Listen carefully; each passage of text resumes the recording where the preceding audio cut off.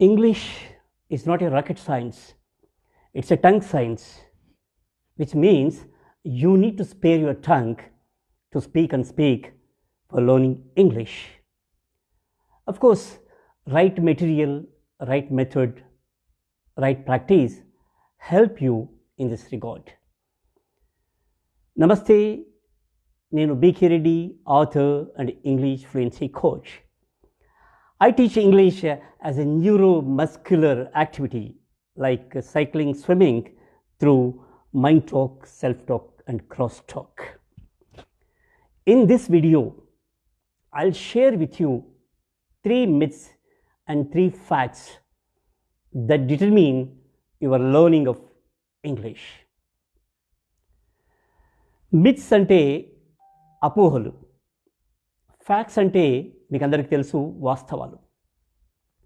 మన ఇంగ్లీష్ విద్యా విధానంలో ఈ మిత్స్ యొక్క ప్రభావం చాలా ఉంది.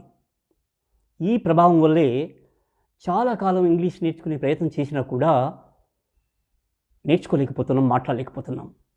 ఆ మిత్స్ ఏంటో మరియు వాటికి సంబంధించిన వాస్తవాలేంటో ఈ వీడియోలో తెలుసుకుందాం.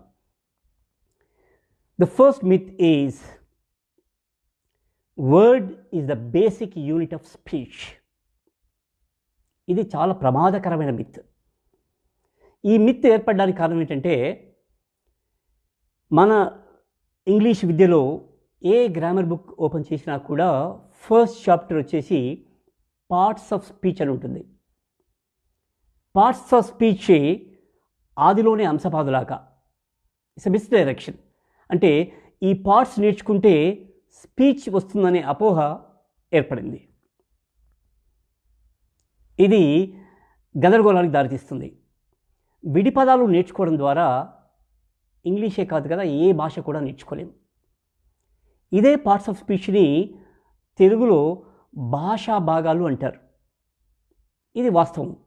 అంటే భాషకు మాత్రమే ఇవి భాగాలు, కానీ మాట్లాడడానికి కాదు. సో మాట్లాడడానికి ఇవి యూనిట్స్ అని, భాగాలని చెప్పేసి మన ఎడ్యుకేషన్లో బోధనలో కానీ అభ్యసనలో కానీ వీటి మీద ఎక్కువ ఫోకస్ జరుగుతూ ఉంది. అంటే ఈ 8 పార్ట్స్ ఆఫ్ స్పీచ్ని నేర్చుకుంటే కానీ ఇంగ్లీష్ వస్తుంది అనే భ్రమలో ఉన్నారు. ఇది అలా జరగదు. అందుకే మనం ఇంగ్లీష్ నేర్చుకోలేకపోతున్నాం. ఇంగ్లీష్ మాట్లాడడానికి విడి పదాలు కాకుండా మాటలు ఉండాలి, మాటలు గుర్తుండాలి. అంటే వాస్తవం ఏంటంటే expression is the basic unit of speech. మాట్లాడే ముందు మొదటగా మనకి దానికి సంబంధించిన ఆలోచన ఉంటుంది.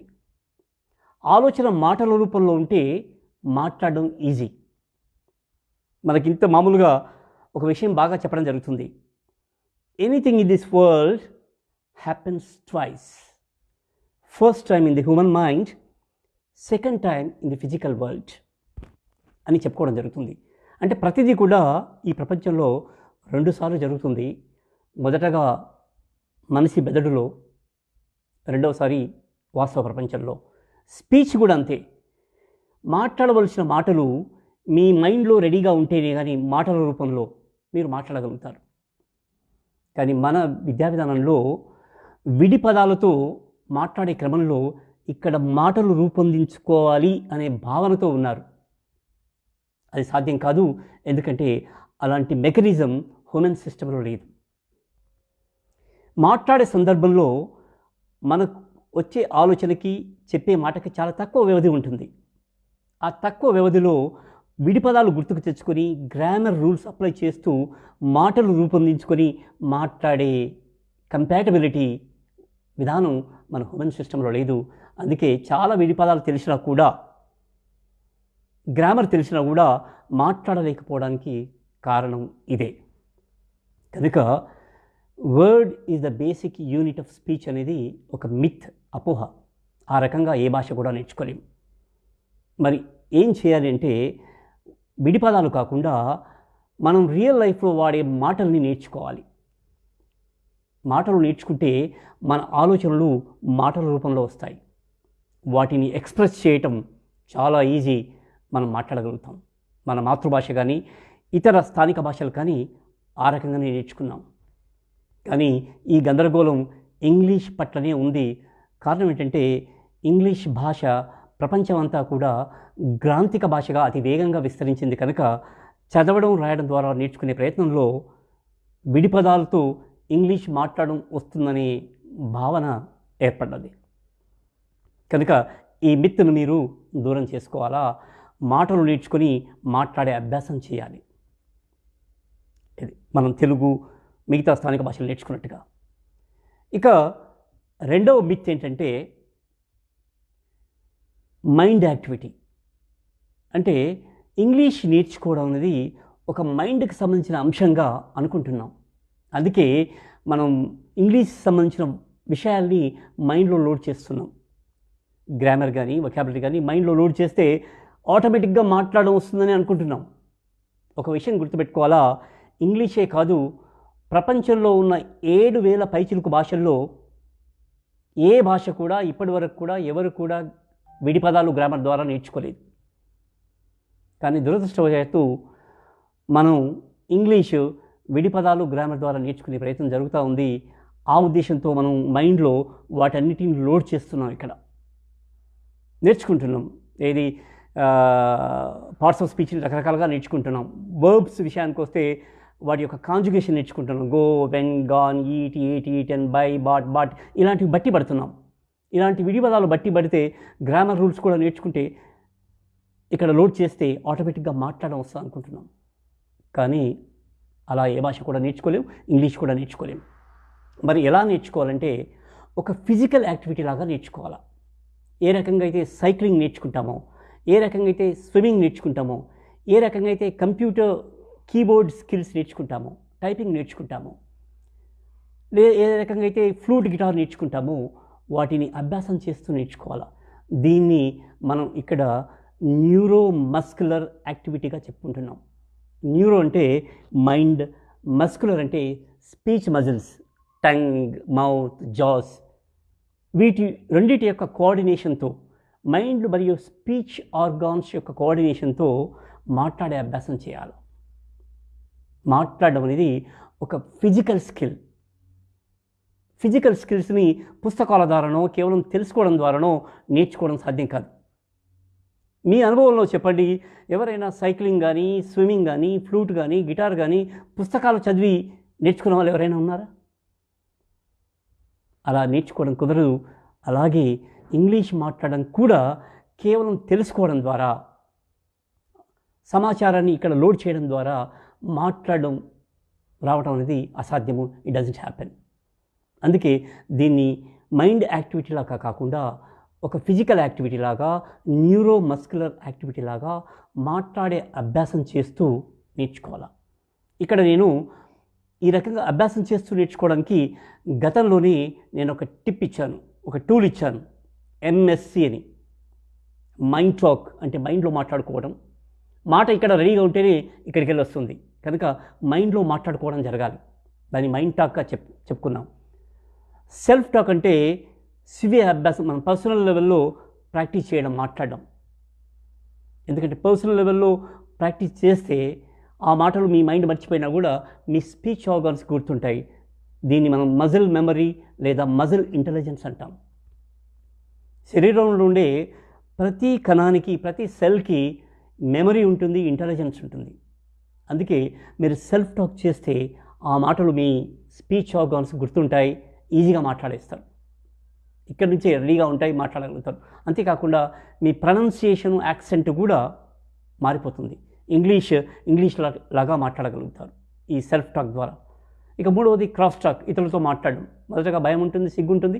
అలా మాట్లాడుతూ వెళుతూ మాట్లాడడం అలవాటుగా మారి సిగ్గు, భయం ఇవన్నీ ఆటోమేటిక్గా పోతాయి.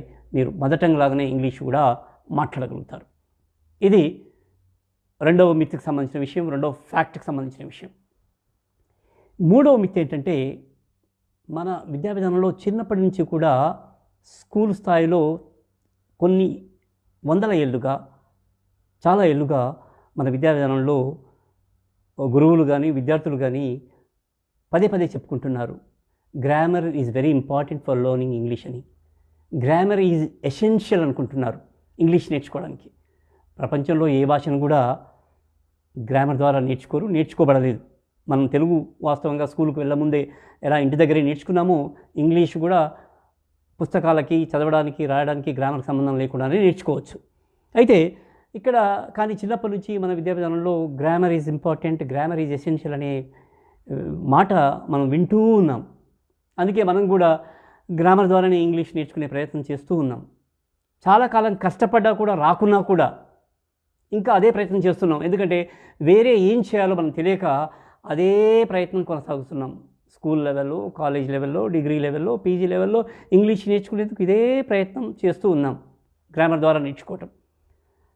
అలా అంతేకాకుండా ఎక్కడైనా ఏదైనా ఇంగ్లీష్ నేర్చుకోవడానికి ఇన్స్టిట్యూట్కి వెళ్తే అక్కడ కూడా ఇదే అపోహతో గ్రామర్ నేర్పుతున్నారు. అంటే గ్రామర్ నేర్పితే ఇంగ్లీష్ వస్తుందనే అపోహతో. కానీ గ్రామర్ ద్వారా భాషలు మాట్లాడడం నేర్చుకోవడం సాధ్యం కాదు. అలాంటి మెకానిజం మనం హ్యూమన్ సిస్టంలో లేదు, అలా చేయలేం. మరి ఎలా అంటే grammar is a byproduct. భాషల్ని సహజంగా మాటలు తెలుసుకుంటూ మాట్లాడడం ద్వారా నేర్చుకుంటే గ్రామాటికల్ సెన్స్ బై ప్రోడక్ట్ లాగా వస్తుంది, మనకు తెలుగులో వచ్చినట్టుగా.